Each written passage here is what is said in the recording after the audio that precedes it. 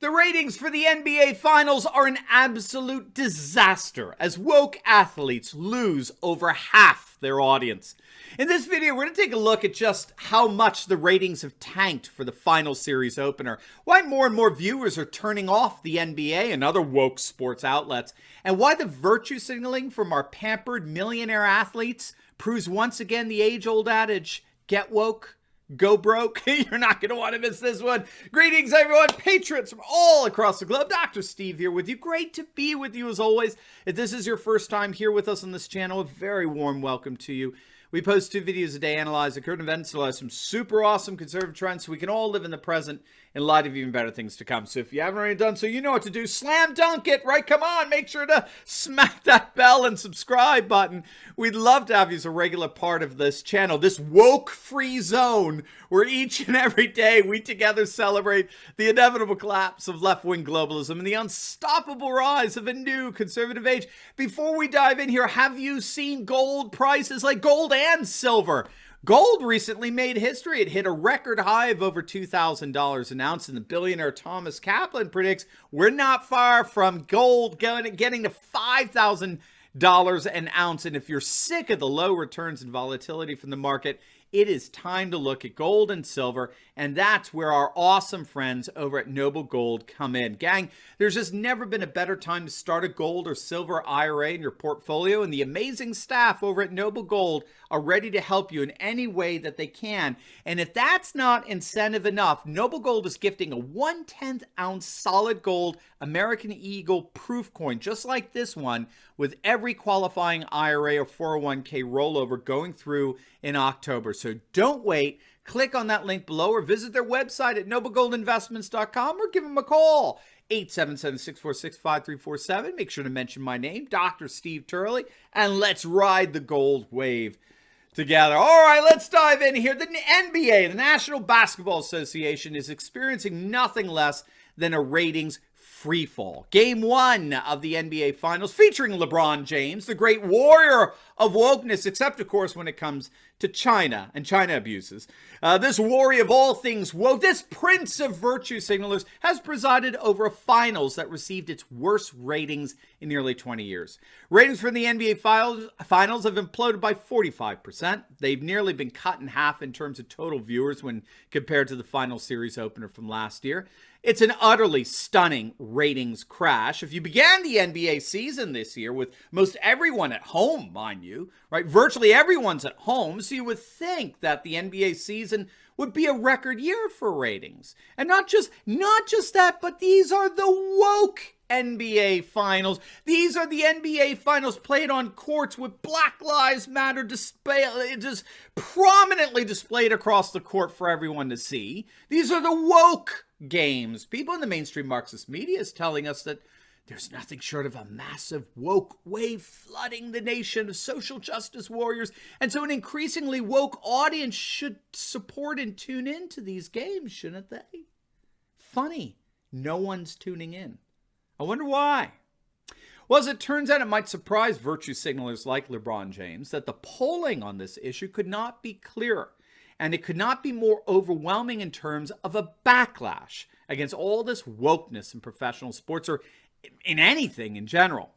The definitive stats on fan attitudes towards woke sports comes to us from Philip Stutz from Medium.com. Stutz is an expert in political marketing, and he wrote an excellent article entitled "Sports Has a Problem, Being Woke Ain't Helping." And in it, he details the findings of some stunning data on sports fan sentiments towards this new revival of wokeness that swamped professional sports. Now listen to this, and I'm reading from the article. Quote, "Since March, my company has partnered with the largest data collection, analytics, and AI company in America to understand how the economy has shifted due to the coronavirus shutdown and subsequent Black Lives Matter protests and riots. Our 6 national consumer data insights reports have currently analyzed 225,253 consumer surveys. They match it to 200 million plus Americans in our database, 550 million connected devices, and tracking 10 billion daily online decisions. It's the most extensive data research conducted in America to this point. I did not originally intend to be reporting on sports data, but the patterns became clear. And it's important to know what's happening, what's not being reported by the woke sports media, and how it will affect all sports. So that's the setup here. What we're about to learn regarding how Americans are reacting to all of this wokeness in professional sports is the result of the most extensive data research ever conducted in America, period. And so what did he find? Quote, the data clearly shows that 87 to 92% of Americans don't want corporations and athletes preaching woke politics.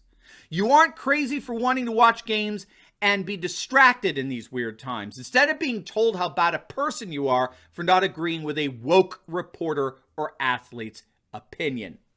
Amen. 87 to 92% of Americans in the most extensive survey yet want nothing to do with woke sports, period. It doesn't get more devastating than he goes on to point out, how else can you explain how the PGA, the Pro Golfers Association, which is unique in that it has thus far refrained from promoting any political agenda being expressed by its league or its players, how else do you explain that a non-political golf association is actually outrating the NBA and the NHL and Major League Baseball? Has that ever happened before? And so as it turns out, it's no coincidence that the more woke the NBA goes, the more audience they lose. Simply put, the National Basketball Association is currently experiencing their worst ratings ever. We never seen a ratings crash like this. And it's a ratings crash that their commissioner, a social justice warrior by the name of Adam Silver, is having to contend with. And if you could believe it, NBA viewership is down 30% across the board from last year. They're experiencing nothing short of a ratings tank. They've lost 26% on the TNT network, 6% on ESPN. They're barely netting an average of 1.6 million viewers, which is significantly down from the 2.8 million they got at the same point in the season last year, as it were. And it's all actually part of a trend of lost viewership over the last few years. Just to give you an idea of how far the NBA has fallen in terms of its ratings, check this out. Ratings for network NBA broadcasts have declined by an astonishing 45% since the 2011-2012 season. Games on TNT are down by more than 40%. ESPN has seen a decline in their ratings by 20%. And interestingly, Ethan Strauss, who's a sports writer for The Athletic, he argues that he thinks a lot of this drop is because of the blatant hypocrisy that we hear from NBA players and owners who are so quick as to excoriate and demean and criticize our nation, the nation that gives them these huge paychecks, but they're absolutely mum and silent when they toward China. Actually, it's quite the contrary. They lauded China. They loved China. They didn't have a single critical word for the Chinese Communist Party. Well, of course, they couldn't say it.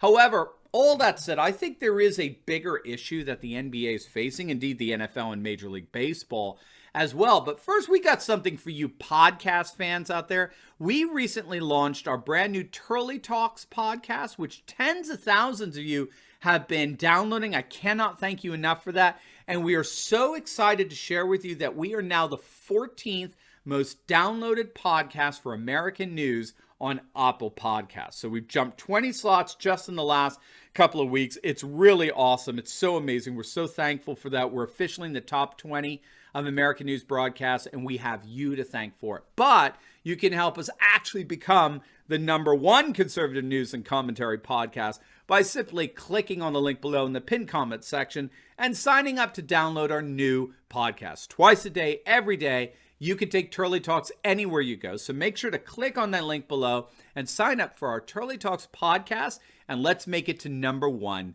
together.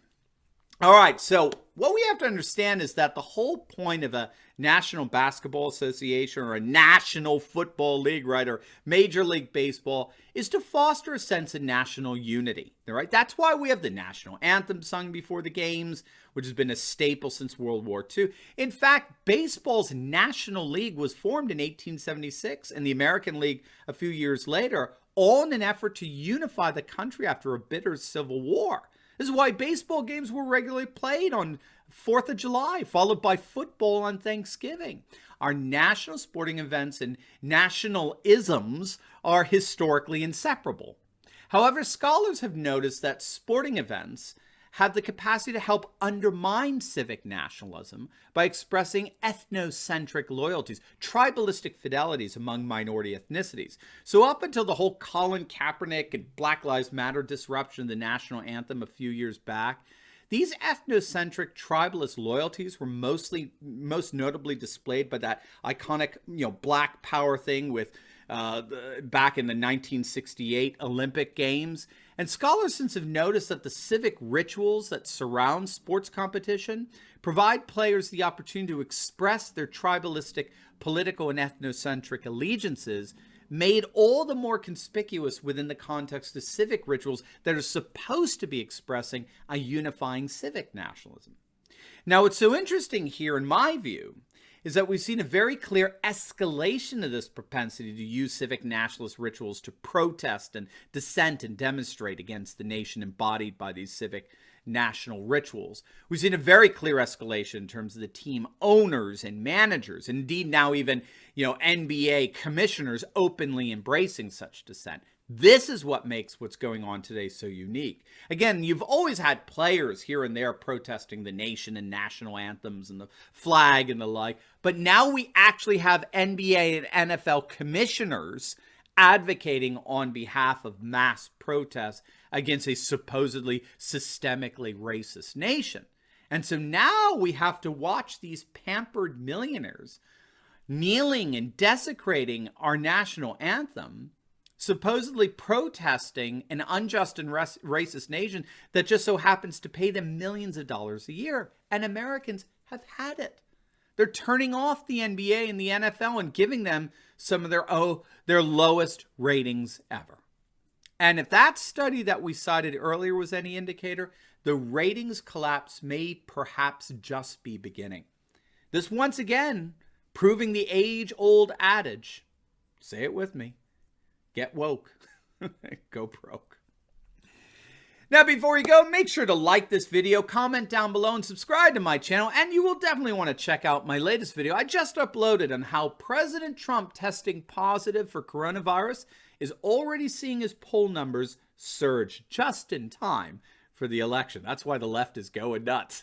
You're not going to want to miss it. So make sure to click on the link, and I will see you over there. God bless.